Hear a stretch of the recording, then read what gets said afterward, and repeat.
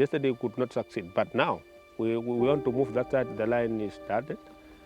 We need to go to put some collars on lions.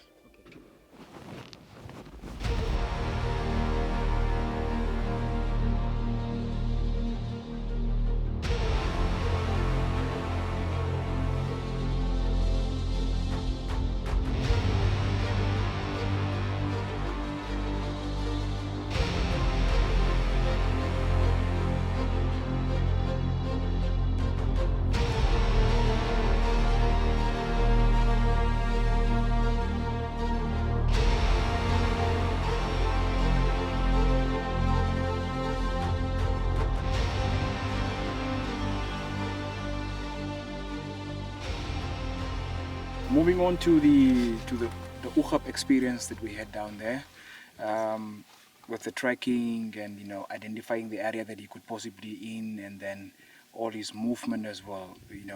How did that go about for us? Yeah, look, the Ugab was a very interesting period, and we did some really nice work there, and a lot of sort of unexpected events. So when we moved down from the Ugab River, we went in separate, took separate routes, and you picked up the track of a male. I think on the first day that you went down. That's right. So on the same day, I picked up a male track, which we didn't know it was the same lion. So I was on this male track, and the area that the male was moving was new to me. So there was a possibility of two males, but most likely the one particular that I was really looking for. So in the end, you'd follow the track of lions to a reed bed, and you were quite sure that he was in there. So when by the time I arrived, I was also on the lion track. I met your tracks, and then I realized, okay, this is the same lion, so I could then leapfrog over and through and met up with you. And we went in, and then we realized that this was a collared lion. So it was a male, a young male from the Ugab pride.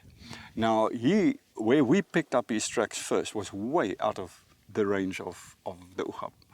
And that already was a big surprise.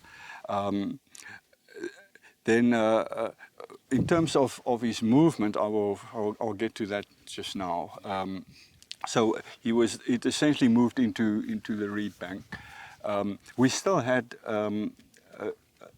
remains of the springbok carcass from the previous event with us, so we used that to basically set up the bait again on the western side downwind.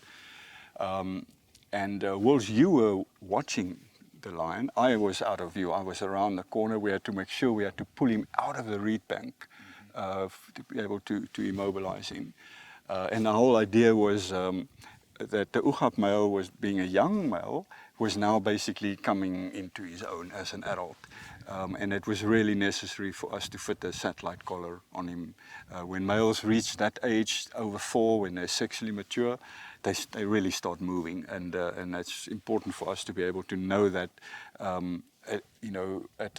at regular intervals. Hence the need for a satellite collar.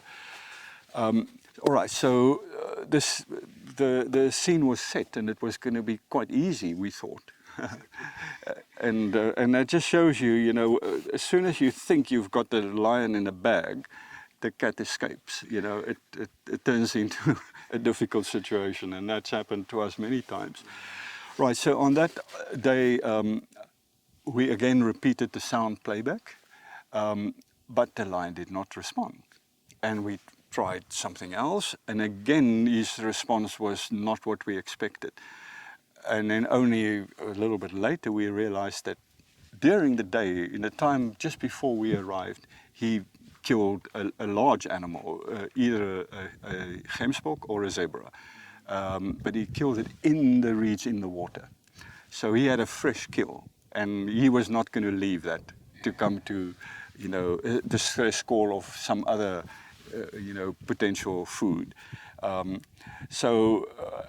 again, we didn't really know that until we were able to look at the video material that you took of the lion, and we saw that there was blood, you know, on his face. So that explained the situation. I still sat at the bait carcass the whole night, hoping that he would come. He did not. So early the next morning, I went out and then found him lying in the open, and then really just took a chance shot at a distance way beyond what the dart is normally meant for. And I was lucky that you know, the dart did hit him, but then he ran up a ridge and went to sleep right on top of this ridge, which was now a bit risky because we had to walk up there, and that went all quite well. And then it was very important for us to get him into shade, because we couldn't allow that he would be exposed to the sun. And what was quite remarkable is there was an old a hut, like a shelter, people that lived there many years ago, probably hunter-gatherers. So we actually put him in the shade of an old settlement house, and he basically woke up there. And I think we got some very nice material of him actually walking into the hut and then exploring a bit there. Somebody made a joke of the owner of that house would be turning around in his grave if he knew that. But yeah, so the lion did recover quite well from the darting. Again, which was quite stressful for us, because we'd never dart in the daytime. Daytime is always risky with heat and additional sort of disturbance to the lion. But I think everybody was really quite happy with the way he did recover, and that the darting actually went very well. Now, the results of that whole exercise was quite significant, because the collar that he had on is a GPS collar, so it had logged his movements, and I was able to extract that information from the collar. And that opened up a whole new development. And it was quite clear that the Ugab male had already started moving away from his natal pride and had started exploring different areas. He had just come from the coast. He had just been at the Ugab mouth, at the lagoon, but he'd also gone all the way up to the Ugab River. And then basically came down, and that's where I picked up his tracks. And then later on, you picked up his tracks in the Ugab. It indicated to us that he is probably spending time with a Ugab pride, who we have lost touch with. The satellite collar on one of the lionesses had died, and we had not seen them for several months. So I will now use him to help me find the Ugab lions. Which was quite amazing is that after he recovered from the darting, I just basically was able to download his movements from his satellite collar. He rejoined the Ugab lions, and they moved up almost to the top of the Brandberg.